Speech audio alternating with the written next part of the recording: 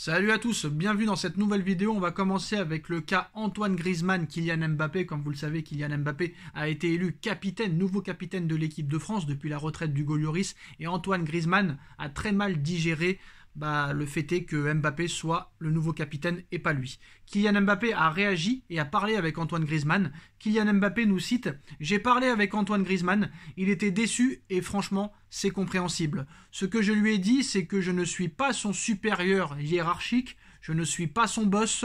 On va être main dans la main, lui et moi, pour essayer de faire régner cette équipe de France au niveau européen, au sommet et au mondial. S'il a quelque chose à dire devant le groupe, moi je m'assois et j'écoute.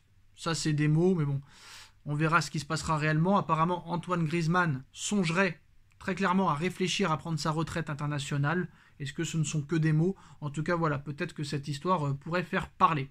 En ce qui concerne le Paris Saint-Germain, le Paris Saint-Germain a concrètement approché Diego Mollella, et en fin de contrat à la fin de saison avec le Benfica Lisbonne. Le dossier est lié à d'autres décisions et doit encore être éclairci. Le Paris Saint-Germain convoite aussi le milieu du Benfica Lisbonne, Cher N'Dour, que Benfica espère toujours conserver.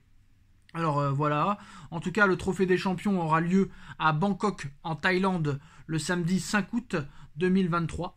Luis Campos voudrait recruter maintenant des jeunes à fort potentiel. Dans cette optique, le Paris Saint-Germain négocie pour recruter Luka Vuskovic de l'Hajduk Split en Croatie, un défenseur central de 16 ans. L'idée serait de l'acheter cet été avant de le laisser en prêt à son club.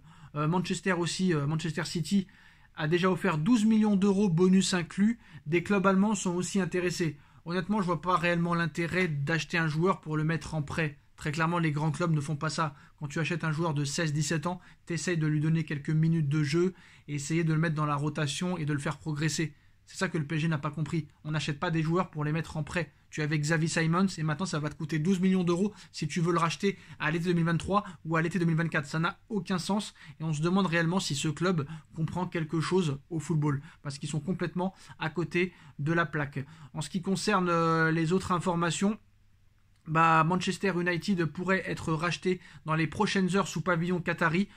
Les Qataris ont fait une énorme offre, une offre record à Manchester United pour acheter et devenir propriétaire de Manchester United. Ça pourrait se faire dans les prochaines semaines. Donc peut-être qu'il y aurait clairement un délaissement du côté Paris Saint-Germain. C'est sûr que pour eux, ce serait beaucoup plus intéressant d'investir à Manchester United alors que le championnat anglais est l'un des meilleurs au monde à l'heure actuelle et peut-être même le meilleur du monde sans vraiment débat. Même le meilleur du monde, il n'y a même pas de peut-être. Donc voilà. On a vu aussi qu'il y a toujours d'autres propriétaires qui sont intéressés, mais très clairement, si les Qataris achètent à Manchester United, il est fort possible que leur priorité soit Manchester United et non le Paris Saint-Germain. Voilà les postos, c'est la fin de cette vidéo. Dites-moi en commentaire ce que vous en pensez. On like, on partage, on commente, on s'abonne et on se retrouve très vite pour une nouvelle vidéo. Tchuss.